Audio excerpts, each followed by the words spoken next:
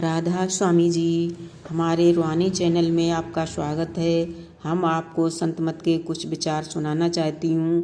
अगर आपको अच्छे लगें तो कमेंट शेयर ज़रूर करना। हमारा पिता बस पिता ही होता है और माता केवल माता ही। बहन, भाई, चाचा, ताऊ, दोस्त, हमदर्द भी ऐसे ही होते हैं। परंतु हमारा सृजनहार अपने आप में हमारा सब कुछ है और वह भी आदर्श रूप में। इस अनोखी रिश्तेदारी के अलावा जैसा बख्शंद व कृपालु दयाता है वैसा और कोई भी नहीं हो सकता। अगर इसके सबके बावजूद उसे कोई छोड़कर किसी और की शरण चाहता है तो उसे मूर्ख ही कहना पड़ेगा। जिस नाव के सहारे वह पार हो जाने को सोचता है वह अवश्य उसे ले डूबेगी। कागज की बनी नाव सागर को थोड़े ही पार कर सकती है और वह भी संसार सागर से। इस तरह कुमार्ग पर पड़े व्यक्ति अपनी बर्बादी को खुद न्योता देते हैं। यह तो स्पष्ट आत्मघात ही हुआ। झूठे इष्टों की सेवा पूजा में लगे वे चाहे जन्मों के जन्म गंवा दें पर बदनामी ही प्राप्त करते हैं। अंत में उनके मुख पर कालिक ही लगती है।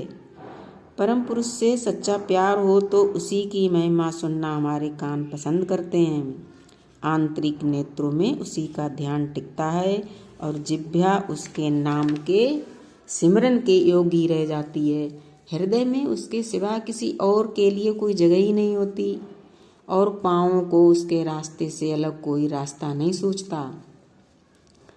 प्रभु को याद करने से जो सुख प्राप्त होता है वह मनुष्य के अपनाए किसी अन्य साधन से हाथ नहीं आता। इसी प्रकार उसे भुला देने से जो संताप भुगतना पड़ता है वह भी मौत से कम दुखदायी नहीं होता। उसकी याद में आने वाला आनंद एक सर्वथा दुर्लभ वस्तु है। वह यह निर्बल जीव चाहने से ही उसकी पहुँच में नहीं आता। मलिन मन की अतृप्त कामनाएं उसे हर समय अपना बंदी बनाए रखती हैं। जब मालिक दया करता है तब उसका ध्यान आता है और फिर वह सदा जीव का साथी बना रहता है।